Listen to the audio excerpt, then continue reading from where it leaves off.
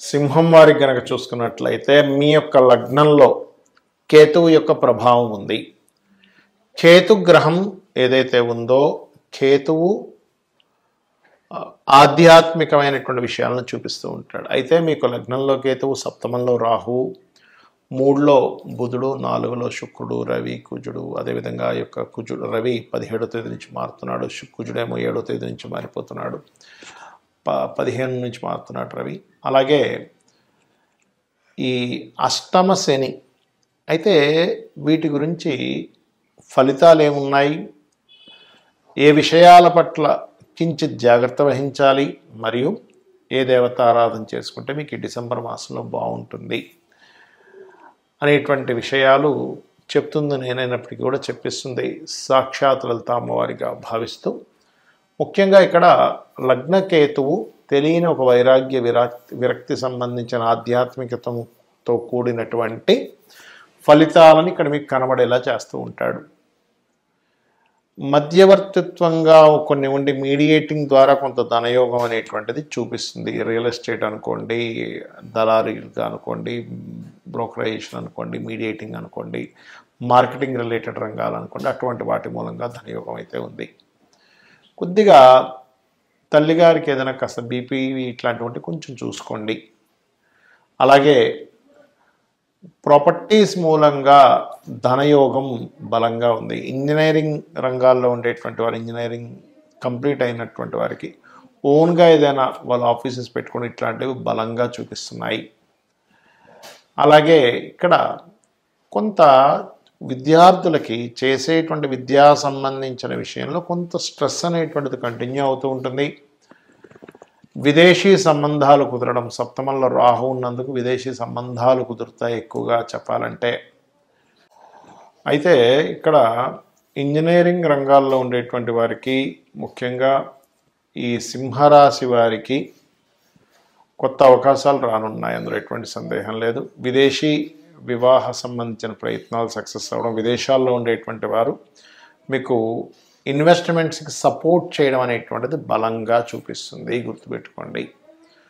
అలాగే మరొక విషయం ఏంటంటే ఇక్కడ గమనించినట్లయితే ఈ గ్రహాలు ఏవైతే ఉన్నాయో, అంటే మీకు లగ్నంలో కేతువు, సప్తమంలో రాహు ఉన్నందుకు పొరపాటును కూడా మీ యొక్క పర్సనల్ చార్ట్లో కనుక లగ్న రాహు, లగ్న కేతువు లేదా సప్తమ రాహు, సప్తమ కేతువు ఉన్నప్పుడు ఈ సమయంలో మాత్రం ఎట్టి పరిస్థితుల్లో మీరు వివాహ నిర్ణయాలు అస్సలు తీసుకోకండి దయచేసి.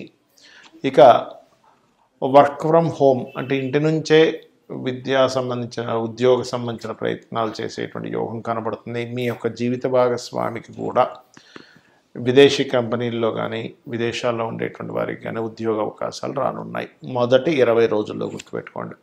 ఇక మీరు నిత్యము చేయవలసినటువంటి దేవతా ఆరాధన ఏమిటి అని చెప్పి చూసుకున్నట్లయితే దత్తాత్రేయుడి యొక్క ఆరాధన చేయండి, దక్షిణామూర్తి యొక్క స్తోత్ర పఠనం చేయండి, ఉదయం నిద్రలేచిన వెంటనే గణపతిని ధ్యానం చేస్తూ ఉండండి. శనివారాలు వీలైనంత మటుకు నువ్వులు దానంగా ఇవ్వడం లేదా నూనె టెంపుల్స్లో వాడుకోవడానికి ఇవ్వండి. అన్ని విధాలా మీకు బాగుంటుంది. మా రాశి వారికి ఎన్ని చెప్తున్నా అంటే ప్రతి నెల అది బాగుంటుంది, ఇది బాగుంటుంది అని చెప్తున్నా, 90% ఆఫ్ పీపుల్కి సక్సెస్ అవుతున్నా, 10% పీపుల్కి మాత్రం పాపం ఏమిటోనండి ఏమీ మారట్లేదని కింద మెసేజ్లు పెడుతుంటారు బాధతో అని. అయితే నేను చెప్పేది ఒకటే, కొన్ని ఎలా ఉంటాయంటే మీరు కొంత అంటే ఒక దీక్షలా తీసుకొని కనుక మీరు ఏదైనా చెయ్యగలిగితే ఖచ్చితంగా మార్పు వస్తుంది. అందులో మనకి డిసెంబర్ 30వ తేదీ వైకుంఠ ఏకాదశి ఉంది. దానికి ముందుగా అంటే ఒక 30 రోజుల ముందు నుంచి, ఒక నెల రోజుల పాటు, అంటే 1వ తేదీ నుంచే లేదా 1వ తేదీ నుంచి కుదరలేదు మీకు, ఇంకేదో కారణాలు ఆటంకాలు ఉన్నాయి, కనీసం 21 రోజుల ముందు నుంచి కానీ 11 రోజుల ముందు నుంచి కానీ గుర్తుపెట్టుకోండి. రోజు ఉదయము సాయంత్రము లలితా సహస్రనామాలు, విష్ణు సహస్రనామాలు గుర్తుపెట్టుకోండి. లలిత, విష్ణు ఈ 2 సహస్రనామాలు ఉదయము సాయంత్రం చేయండి అన్నమాట. విని దీపారాధన చేసి మీరు గనక స్వామివారికి, అమ్మవారికి మీ ఇంట్లో మీకు తోచి అంటే మీకు స్తోమత ఉందంటే చక్కగా పాయసం నైవేద్యంగా పెట్టండి నా మాట విని. పాయసం నైవేద్యంగా పెట్టి మీరు ఆ యొక్క పాయసాన్ని ఇంట్లో వాళ్ళందరూ తీసుకోండి. ఉదయము సాయంత్రం 2 సార్లు పెట్టాలి ఆ పాయసం. అంటే ఒకసారి పాయసం పెట్టి ఇంకోసారి ఏదైనా చక్కెర లాంటిది పెట్టవచ్చు. దీనివల్ల ఏమవుతుంది అంటే పాయసాన్న ప్రియ అనేటువంటి నామం అమ్మవారి నామాల్లో, లలిత సహస్రనామాల్లో. అంటే పాయసాన్నం అంటే అమ్మవారికి ఇష్టమా? అలా అని కాదు. మనలో స్వచ్ఛత, తీపితనము, ఆ యొక్క లక్షణాలు మనకు ఉండాలి అనేటువంటి దాని యొక్క భావం. ఆ రకంగా మరీ ఎక్కువగా కొంతమందికి చూడండి, అర్ధాష్టమి శని, అష్టమి శని, ఏలినాటి శని నడుస్తూ ఉంటాయి కొంతమందికి. అలాంటి వాళ్ళు గూడాన్నాన్ని కూడా నైవేద్యంగా పెట్టినట్లయితే, అంటే బెల్లము కలిపినటువంటి అన్నము కనుక నైవేద్యం పెట్టినట్లయితే ఖచ్చితంగా మీరు ఏదైతే ఈ శని ప్రభావం పడుతున్నారో అన్ని విషయాలు లేట్ అవుతున్నటువంటి వాటికి బాగుంటుంది. మరి దీంతో పాటు ఎవరికైనా ఫలానా సంబంధించిన దాని మీదే మాకు ఇబ్బంది ఉందండి ఈ నెల రోజుల పాటు, ఎందుకంటే మార్గశిర మాసం, మార్గశిర లక్షవారాలు కూడా చేస్తారు అమ్మవారి యొక్క అనుగ్రహం కోసం. ఏం చేయాలి అంటే ఆదివారాలు ప్రత్యేకంగా మీకు ఏమైనా ప్రమోషన్స్ రావట్లేదు, అపకీర్తి వస్తుంది, చాలా డిఫేమ్ అవుతున్నాం అనుకునేటువంటి వారు గోధుమలు దానంగా ఇవ్వండి ఆదివారాలు.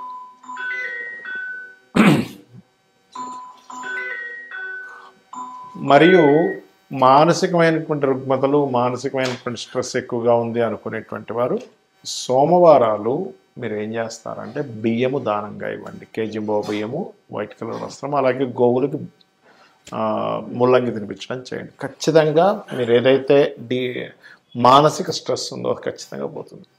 అలా కాదండి మాకంతా అన్నదమ్ములతోని గొడవలు ఉన్నాయి అన్నప్పుడు కందులు, ఎరుపు రంగు వస్త్రం మంగళవారాలు ఇస్తూ ఈ ప్రక్రియ చేస్తూ గోవులకి క్యారెట్స్ తినిపించండి. గోశాలకు వెళ్ళి, అది కూడా దేశీవాలి గోవులకి. అంటే దేశీవాలి గోవులకి పెడితేనే మనకు ఫలితం వస్తుందా అంటే అందులో సమస్త దేవతలు ఉంటారంట. ఇదేంటంటే జెర్సీ ఆవు కేవలం వీళ్ళు మిల్క్ కోసం, మిల్క్ ప్రొడ్యూస్ ఎక్కువ అవడం కోసం చేశారు. దీనివల్ల ఏంటంటే ఒక ప్రాణికి మీరు తినిపించిన ఫలితం వస్తుంది. మనకి రకరకాల ప్రాణులకు మనం రకరకాల ఫుడ్ ఇస్తూ ఉంటాం, కానీ దోషం పోవడానికి మాత్రం దేశీవాలి గోవు పెట్టండి. అదేవిధంగా మరి బిజినెస్ ఇంప్రూవ్మెంట్స్ కోసం పెసలు దానము, గ్రీన్ కలర్ వస్త్రంతో ఏదైనా సరే కేజీంబా ఇవ్వాలి. అదేవిధంగా సంతానం కోసం ప్రయత్నం చేసేటువంటి వారు శనగలు, గోధుమలు కలిపి దానంగా ఇవ్వండి గురువారం నాడు. మరి వివాహం కోసం ఇబ్బంది పడుతున్నామండి, చాలా కాలం అయిపోయింది అని అనుకునేటువంటి వారు చక్కగా మీరు బొబ్బర్లు దానంగా ఇస్తూ ఉలవలు, బొబ్బర్లు కలిపి దానంగా ఇవ్వండి. మరియు ఓం శివకామేశ్వర అంకస్తా శివాస్వాధీన వల్లభాయ నమః. దేనికంటే వివాహం అయిపోయి కలిసి ఉండట్లేదు, ఇబ్బంది పడుతున్నాం అనుకునేటువంటి వారి మధ్య సఖ్యత పెరుగుతుంది. అసలు వివాహమే అవ్వట్లేదు, వివాహం కోసం అని అనుకుంటే ఓం కామేశబద్ధ మాంగళ్య సూత్ర శోభిత కందరాయ నమః అనే మంత్రం చేసుకోండి. ఇక అదేవిధంగా మీరు గుర్తుపెట్టుకోండి, జాబ్ కోసం ఇబ్బంది పడుతూ ఉంటారు కొంతమంది. అలా జాబ్ కోసం ఇబ్బంది పడేటువంటి వారు బెల్లము నైవేద్యంగా పెట్టడము, బెల్లము దానంగా ఇవ్వడము, గోవులకు బెల్లం తినిపించడము, నువ్వులు దానంగా ఇవ్వడం చేయండి. ఇక మరీ అంటే కొంతమంది చూడండి భ్రమల్లో బ్రతుకుతూ ఉంటాడు, ఏదో వస్తుందని ఆశతో బ్రతుకుతూ ఉంటారు, ఏదో రావాలనే ప్రయత్నం చేస్తుంటారు. అలాంటప్పుడు మినుములు దానంగా ఇవ్వండి.